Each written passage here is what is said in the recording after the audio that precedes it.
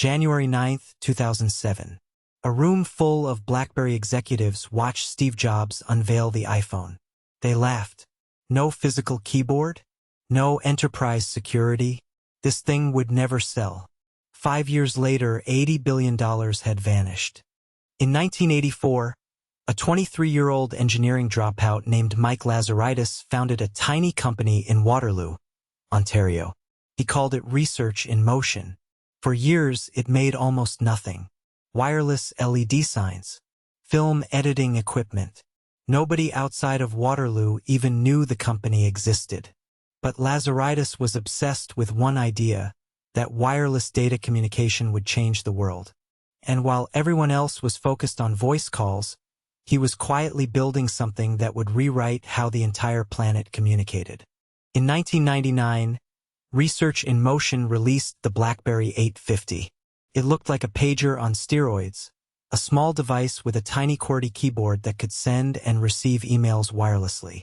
That might not sound revolutionary now, but in 1999, checking email meant sitting at a desktop computer. BlackBerry broke that chain. Suddenly, executives could read messages from anywhere. Wall Street traders, government officials, corporate lawyers. The device spread through the professional world like a virus, and its first addicts were the most powerful people on Earth. By 2006, BlackBerry wasn't just a phone. It was a status symbol, power tool, an identity. The media coined the term crackberry because people literally could not stop using it. President Obama refused to give his up when he entered the White House. BlackBerry held nearly 50% of the North American smartphone market. Its stock price had surged over 6,000%. Mike Lazaridis and co-CEO Jim Balsillie were kings of an $80 billion empire, and they believed it could never fall. Then came January 9, 2007. Steve Jobs walked onto the Macworld stage in San Francisco wearing his signature black turtleneck.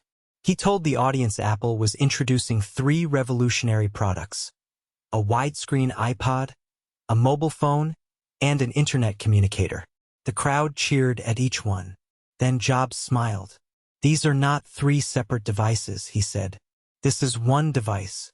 The audience erupted. In Waterloo, Ontario, the BlackBerry executives watched this moment unfold, and they had no idea their world was about to end. Inside Research in Motion's headquarters, the reaction was immediate, and it was laughter. Engineers passed the iPhone keynote around and pointed at the screen. No physical keyboard? Business users would never accept that. The battery would die in hours with that giant screen. And the price? $500 with a contract. Mike Lazaridis himself reportedly dismissed it, saying the iPhone was nothing more than a toy for consumers. He was certain, absolutely certain, that serious professionals would never abandon their BlackBerries. But what exactly made him so sure? Here's what Lazaridis couldn't see. He'd built BlackBerry around one core belief, that the physical keyboard was sacred. Everything about BlackBerry's identity was anchored to those tiny, satisfying, clickable keys. The executives saw the keyboard as their greatest strength, their competitive moat, their reason for existing.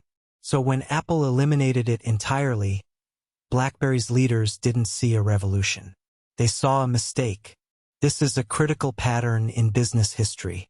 When a company's identity becomes inseparable from a single feature, it becomes blind to anything that threatens it. Lazaridis wasn't just defending a product design.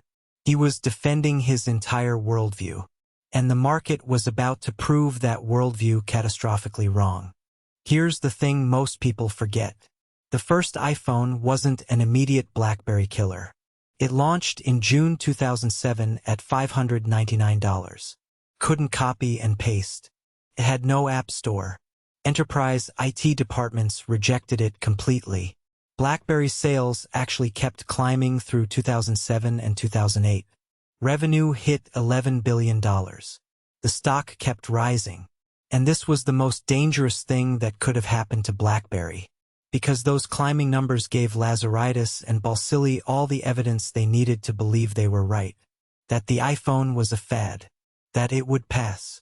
They were reading the scoreboard at halftime and celebrating, while the other team was completely changing the game. July 2008. Apple launched the App Store, and everything changed overnight.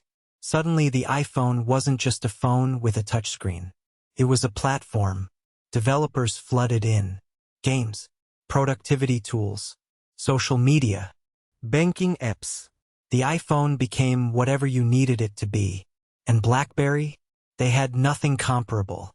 Their app ecosystem was primitive, clunky. Developers didn't want to build for it. But the real killer wasn't the apps themselves. It was what the apps revealed. Regular consumers, not just business executives, were now buying smartphones. The market was exploding in a direction BlackBerry had never anticipated. And BlackBerry's response to this seismic shift? It was almost tragically insufficient. In late 2008, BlackBerry finally released its answer to the iPhone. The BlackBerry Storm, a full touchscreen device. No physical keyboard. It should have been their pivot moment. Instead, it became their most embarrassing failure. The Storm's touchscreen used a bizarre clicking mechanism. The entire screen physically pressed inward when you touched it. It was sluggish. It was buggy. Crashed constantly. Reviews were devastating. Verizon reportedly received massive return rates. The Storm proved something worse than BlackBerry being unable to compete. It proved they fundamentally did not understand what made the iPhone special. They'd copied the surface without grasping the soul. And while BlackBerry stumbled, another predator was circling. In 2008, Google released Android. Suddenly, Apple wasn't BlackBerry's only problem. Android was open source, free for manufacturers. Samsung, HTC, Motorola, they all jumped in. The smartphone market exploded from 2 competitors to dozens, and every single one of them had touchscreens and app stores. BlackBerry was now fighting a war on 2 fronts with weapons from the previous era. By 2010, the cracks were impossible to ignore. Market share began falling. Key enterprise clients started issuing iPhones to employees. The BlackBerry faithful were defecting one by one. Inside the company, engineers reportedly begged leadership to abandon the old operating system and build something new. The answer from the top: not yet. In 2007, BlackBerry was worth $83 billion. By 2013, less than $5 billion. 50% market share had cratered to under 1%. And behind those numbers were thousands of real people whose lives were about to shatter. In 2012, BlackBerry laid off 5,000 employees in a single day. The Waterloo campus that once buzzed with ambition went silent. The arrogance at the top had cost thousands their livelihoods. But the company still had one last desperate card to play.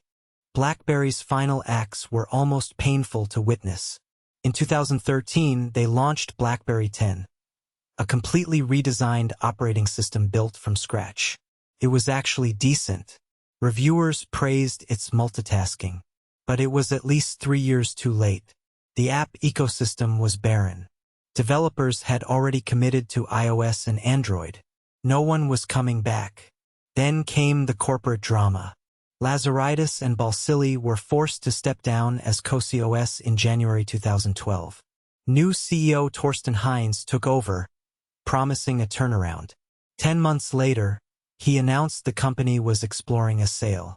The savior had become the undertaker. And there was one final indignity still to come.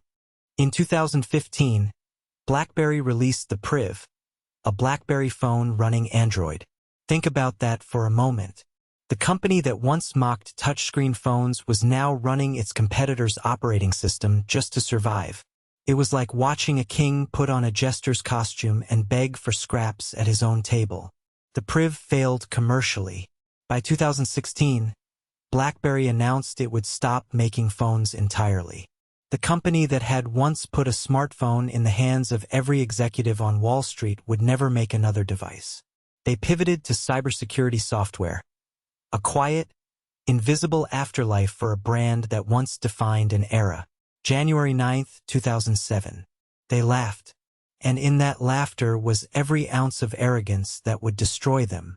BlackBerry didn't lose to better technology. It lost because its leaders confused dominance with destiny. They believed the world would always need what they offered, and the world simply moved on. The next time you hear a CEO laughing at the competition, remember BlackBerry.